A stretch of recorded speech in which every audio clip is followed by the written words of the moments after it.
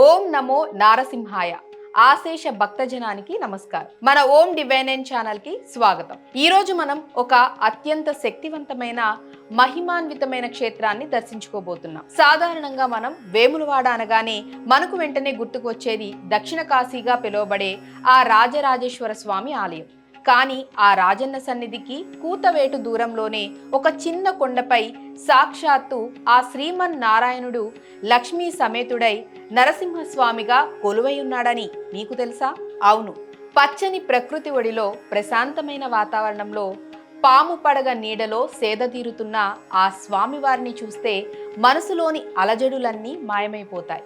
ఈ రోజు మనం వెళ్తున్నాం వేములవాడ దగ్గరలోని నాంపల్లి గుట్టపై వెలిసిన శ్రీ లక్ష్మీ నరసింహస్వామి వారి ఆలయానికి.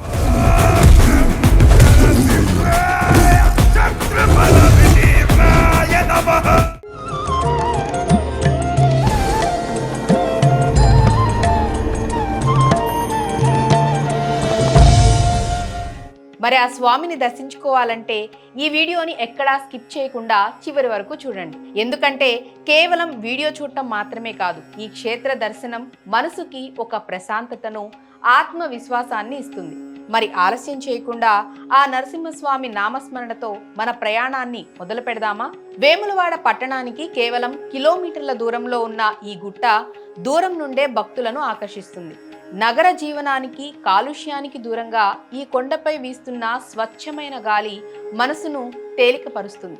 పూర్వం ఈ గుట్టను ఋషులు, మునులు తపస్సు చేసుకునే పవిత్ర స్థలంగా భావించేవారు. అందుకేనేమో ఇక్కడ అడుగు పెట్టగానే ఒక తెలియని దైవభక్తి మనల్ని ఆవహించిన అనుభూతి కలుగుతుంది. అలాగే ఈ ఆలయానికి వెళ్ళటానికి మెట్ల మార్గం కూడా ఉంది. ప్రతి మెట్టు ఎక్కుతున్నప్పుడు ఓం నమో నారసింహాయ అని స్మరిస్తూ వెళ్తుంటే శరీరానికి అలసట తెలియదు. ఈ కొండరాళ్ల మధ్య నుండే స్వయంభూగా స్వామివారు వెలిశారని స్థల పురాణం చెప్తోంది.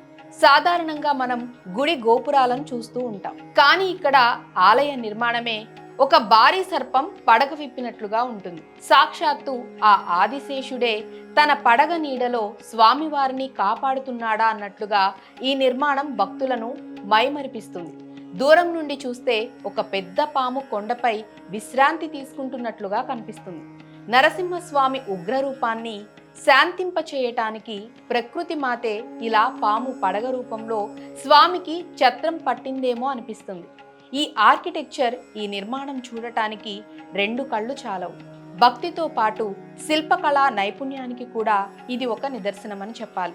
మేము ఇక్కడ షూట్ చేస్తున్నప్పుడు ఆ పడగ కింద నిలబడితే కలిగిన అనుభూతిని మాటల్లో చెప్పలేం. ఏదో ఒక రక్షణ వలయంలో ఉన్నట్టు స్వామివారి కృప మనపై నేరుగా ప్రసరిస్తున్నట్లు అనిపిస్తుంది. ఈ ఎంట్రన్స్ గుండా లోపలికి వెళ్తుంటే మనం ఒక వేరే లోకంలోకి, ఒక ఆధ్యాత్మిక ప్రపంచంలోకి అడుగు పెడుతున్న ఫీలింగ్ కలుగుతుంది. ఈ సర్పం ఆకారంలో ఉన్న మండపం గుండా నడుచుకుంటూ వెళ్ళటం నిజంగా ఒక డిఫరెంట్ ఎక్స్పీరియన్స్ అని చెప్పాలి. ఇది కేవలం రాయి, సిమెంట్తో కట్టిన కట్టడం కాదు, భక్తుల విశ్వాసానికి ప్రతీక. అసలు నరసింహస్వామి అవతారం అంటేనే రక్షణకు మారుపేరు. స్తంభమున పుట్టెను, దైత్యుని చంపెను, హరిలోకము మెచ్చెను అని పోతనగారు వర్ణించినట్లు ప్రహ్లాదుని వంటి భక్తులను కాపాడటానికి శ్రీమన్నారాయణుడు ఎత్తిన ఉగ్ర రూపమే నరసింహ అవతారం. సింహం తల, మానవ శరీరం, అటు మృగము కాక ఇటు మనిషి కాక విచిత్రమైన రూపంతో హిరణ్యకశిపుని సంహరించిన తర్వాత స్వామివారు ఉగ్ర రూపంలోనే ఉండిపోయారు. ఆ ఉగ్ర నరసింహుని శాంతింపచేయటానికి లక్ష్మీదేవి సమేతంగా స్వామివారు దర్శనమిస్తారు. అందుకే ఇక్కడ స్వామివారిని శ్రీ లక్ష్మీ నరసింహస్వామిగా కొలుస్తాం. స్థల పురాణం ప్రకారం ఎంతో మంది మునులు ఈ నాంపల్లి గుట్టపై తపస్సు ఆచరించారట. వారి తపస్సుకు మెచ్చి స్వామివారి ఇక్కడ స్వయంభూగా, అంటే ఎవరూ చెక్కకుండానే సహజ సిద్ధంగా వెలిశారని చెప్తారు. అందుకే ఈ క్షేత్రానికి అంత శక్తి ఉంది. ఎవరైతే జీవితంలో భయాలతో, అనారోగ్యాలతో లేదా శత్రు బాధలతో సతమతమవుతూ ఉన్నారో వారు ఒక్కసారి ఇక్కడికి వచ్చి ఆ నరసింహుని కళ్ళలోకి చూస్తే చాలు, వారి భయాలన్నీ పటాపంచలైపోతాయని భక్తుల ప్రగాఢ విశ్వాసం. నరసింహస్వామి అంటే భయం కాదు, అభయం. ఆయన ఉగ్రరూపం శత్రువులకు మాత్రమే. భక్తులకు ఆయన చల్లని తండ్రి వంటి వారు. ఇప్పుడు మనం గర్భాలయం వైపు వచ్చాం. ఇదే ఆ దివ్య మంగళ స్వరూపం. చూడండి, స్వామివారు లక్ష్మీ అమ్మవారితో కలిసి ఎంత శాంతంగా, ఎంత తేజోవంతంగా దర్శనమిస్తున్నారో. శిలారూపంలో ఉన్నా కూడా ఆ కళ్ళలో ఏదో జీవం ఉన్నట్లు, మనతో మాట్లాడుతున్నట్లు అనిపించటం ఇక్కడి ప్రత్యేకత. పసుపు కుంకుమలతో, సుగంధ పుష్పాలతో అలంకరించబడిన స్వామివారిని చూస్తుంటే మనసులో ఉన్న కోరికలు కూడా మర్చిపోయి కేవలం ఆయన్నే చూస్తూ ఉండిపోవాలని అనిపిస్తుంది. ఇక పక్కనే ఉన్న ఉత్సవమూర్తులు, ఆ దీపకాంతులు, అర్చకులు ఇస్తున్న హారతి, ఈ వాతావరణం మనసును భక్తి పారవస్యంలో ముంచెత్తుతుంది. ఇక్కడ మీరు గమనించాల్సింది స్వామివారి అభయహస్తం. నేనున్నాను అని భరోసా ఇస్తున్నట్లు ఉంటుంది. జై శ్రీమన్నారాయణ. ఉగ్రం వీరం మహావిష్ణుం జ్వలంతం సర్వతోముఖం నృసింహం భీషణం భద్రం మృత్యోం నమామ్యహం.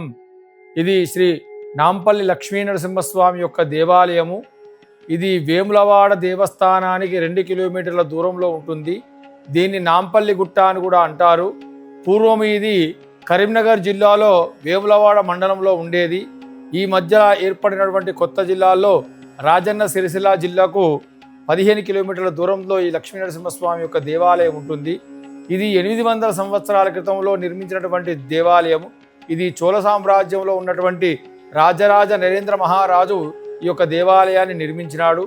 ఆ రాజరాజ నరేంద్రునికి సంతానం లేనటువంటి సమయంలో ఇక్కడ తపస్సు చేసేటువంటి క్రమంలో నవనాడ సిద్ధులు అనేటువంటి మునీశ్వరులందరూ కూడా ఆ రాజు వద్దకు వచ్చి, నీవు వట్టిగా కూర్చొని తపస్సు చేసినంత మాత్రాన ఫలితం లభించదు కనుక ఇక్కడ ఒక గూట్లో దీపం పెట్టి నీవు ప్రతిరోజు కూడా జపం కానీ అలాగే ధ్యానం కానీ చేస్తే నీ పని యొక్క కోరిక తప్పకుండా నెరవేరుతుంది అని చెప్పి ఆ నవనాడ సిద్ధులు ఆ రాజరాజ నరేంద్రునికి చెప్పగానే ఆ రాజరాజ నరేంద్రుడటువంటి మహారాజు ఇక్కడ దీపం పెట్టడానికి ఒక గూడు చెక్కేటువంటి సమయంలో ఒక దిక్కు నెత్తురు, ఒక దిక్కు పాలు అనేటువంటి ఒక రకంలో వస్తున్నటువంటి ఆ నెత్తురు పాలను చూసి ఇదంతయు కూడా మాయ ఉన్నది అని చెప్పి ఆ రాజరాజ నరేంద్రుడైనటువంటి మహారాజు ఆ మునీశ్వరుల దగ్గరికి వెళ్ళి, మీరు ఇక్కడ దీపం పెట్టి తపస్సు చేయమని చెప్పారు, మరి నేను దీపం పెట్టేటువంటి క్రమంలో ఒక దిక్కు పాలు ఒక దిక్కు నెత్తురుగా వస్తున్నది, ఇదంతా మాయ ఏమిటో కూడా అర్థం కావడం లేదు అని చెప్పి ఆ రాజరాజ నరేంద్రుడు ఆ నవనాడ సిద్ధుల దగ్గరికి వెళ్ళగానే ఆ నవనాడ సిద్ధులు సొరంగ మార్గం ద్వారా వచ్చి ఆ గూట్లో కొంత మైదాన్ని మెత్తే వరకల్లా అక్కడ లక్ష్మీ నరసింహస్వామి యొక్క స్వరూపంగా స్వామివారి ఇక్కడ వెలిసినారు. కనుక ఇక్కడ ఎవరైనా కానీ సంతానం కొరకు ఇక్కడికి వచ్చి ముడుపు చెల్లించుకుంటే వారికి తప్పకుండా సంతానం కలుగుతుంది అని చెప్పి భక్తుల యొక్క నమ్మకము. అలాగే సంతానమైనటువంటి వారు కూడా ఇక్కడికి వచ్చి ముడుపు కట్టడం కానీ పట్టనామాలు కోరమీసాలు అనేటువంటి యొక్క పూజాక్రతువుని ఇక్కడ చేస్తే వారి సంతానం కూడా దినదిన అభివృద్ధి అయి వారు ఆయురారోగ్యాలతో ఉంటారని చెప్పి ఒక భగవంతుని యొక్క కృప వల్ల ఇక్కడికి వచ్చేటువంటి భక్తులు కూడా ప్రతిరోజు వేములవాడ దేవాలయానికి వచ్చేటువంటి భక్తులలో 90% 90% ఇక్కడ దేవాలయానికి వచ్చి వారి కోరికలన్నీ కూడా ఇక్కడ చెప్పుకొని స్వామివారి కృపకు పాత్రలవుతున్నారని చెప్పి జై శ్రీమన్నారాయణ చెప్పడం జరిగింది. జై శ్రీమన్నారాయణ. ఇక్కడ భక్తులు తమ కోరికలు నెరవేరాలని ముడుపులు కడుతూ ఉంటారు. అనారోగ్య సమస్యలు ఉన్నవారు, గ్రహ దోషాలు ఉన్నవారు ఇక్కడ ప్రదక్షిణలు చేస్తే మంచి జరుగుతుందని నమ్ముతారు. ముఖ్యంగా శని దోషం, రాహుకేతు దోషాలు ఉన్నవారు నరసింహస్వామిని ఆరాధిస్తే విశేషమైన ఫలితాలు ఉంటాయని జ్యోతిష్య శాస్త్రం చెబుతోంది. స్వామివారి దర్శనం తర్వాత మనం ఆలయం చుట్టూ ఉన్న పరిసరాలను కూడా చూడవచ్చు. ఈ గుట్ట మీద నుండి చూస్తే వేములవాడ రాజన్న ఆలయ గోపురం కనిపిస్తుందని అంటారు. అలాగే ఇక్కడ చిన్న చిన్న ఉపాలయాలు, ఆంజనేయ స్వామి విగ్రహం కూడా మనం చూడవచ్చు. నరసింహస్వామికి పరమభక్తుడైన ఆంజనేయుడు ఇక్కడ క్షేత్ర పాలకునిగా ఉంటూ స్వామి సేవలో తరిస్తున్నారు. ఇక్కడ కోనేరు, పక్కనే ఉన్న మండపాలు భక్తులు సేద తీరటానికి అనువుగా ఉంటాయి. కార్తీక మాసంలో మరియు నరసింహ జయంతి రోజుల్లో ఇక్కడ భక్తుల రద్దీ ఎక్కువగా ఉంటుంది. విశేషమైన పూజలు, యాగాలు జరుగుతూ ఉంటాయి. కానీ మిగతా రోజుల్లో ఇక్కడ ఉండే ప్రశాంతతే వేరు. మీరు మీ కుటుంబంతో కలిసి వేములవాడ వస్తే తప్పకుండా ఈ నాంపల్లి గుట్టను కూడా మీ ప్లాన్లో చేర్చుకోండి. రాజన్న దర్శనం తర్వాత ఇక్కడికి వచ్చి కాసేపు ధ్యానం చేసుకుంటే ఆ యాత్ర సంపూర్ణం అవుతుంది. అలాగే మీ పిల్లలకు కూడా ఈ ప్రదేశం బాగా నచ్చుతుంది. ఎందుకంటే ఆ పెద్ద పాము ఆకారం, కొండ ఎక్కటం వారికి ఒక అడ్వెంచర్ లాగా, ఒక కొత్త ఎక్స్పీరియన్స్ లాగా ఉంటుంది. దైవభక్తితో పాటు ప్రకృతిని ప్రేమించడం కూడా మనం వారికి నేర్పించినట్లు అవుతుంది. చూశారు కదా, వేములవాడ నాంపల్లి గుట్టపై వెలిసిన శ్రీ లక్ష్మీ నరసింహస్వామి వారి వైభవాన్ని. ఈ వీడియోలో ఆ స్వామివారిని చూసిన ప్రతి ఒక్కరికి ఆ నరసింహస్వామి అనుగ్రహం కలగాలని, మీ ఇంట్లో సకల శుభాలు జరగాలని మన ఓం డివైన్ నైన్ ఛానల్ తరపున కోరుకుంటున్నాను. మన సనాతన ధర్మంలో ఇలాంటి అద్భుతమైన క్షేత్రాలు ఎన్నో ఉన్నాయి. వాటిని మీకు చూపించటమే మా ప్రయత్నం. ఈ వీడియో మీకు నచ్చినట్లయితే తప్పకుండా లైక్ చేయండి, మీ ఫ్రెండ్స్కి, ఫ్యామిలీ మెంబర్స్కి షేర్ చేయండి. ఎందుకంటే ఒక మంచి దైవ క్షేత్రాన్ని నలుగురికి పరిచయం చేయటం కూడా ఒక రకమైన దైవ సేవే. మరి ఇంతటి మహిమాన్వితమైన ఆలయానికి మీరు ఎప్పుడైనా వెళ్ళారా? వెళ్తే మీ అనుభూతి ఎలా ఉంది? కింద కామెంట్స్లో తెలియచేయండి. లేదా వెళ్ళాలని అనుకుంటున్నారా? జై నరసింహ అని కామెంట్ చేయండి. ఇలాంటి మరిన్ని డివోషనల్ వీడియోల కోసం, పుణ్యక్షేత్రాల సమాచారం కోసం మా ఛానల్ ఓం డివైన్ నైన్ని ఇప్పుడే సబ్స్క్రైబ్ చేయండి. పక్కనే ఉన్న గంట సింబల్ని కొట్టండి. అప్పుడే మా వీడియోలు మీ వరకు చేరుతాయి. మరో అద్భుతమైన దివ్యక్షేత్రంతో మళ్ళీ మీ ముందుకు వస్తాను. అంతవరకు సెలవు. సర్వే జన సుఖినో భవంతు. ఓం శాంతి శాంతి.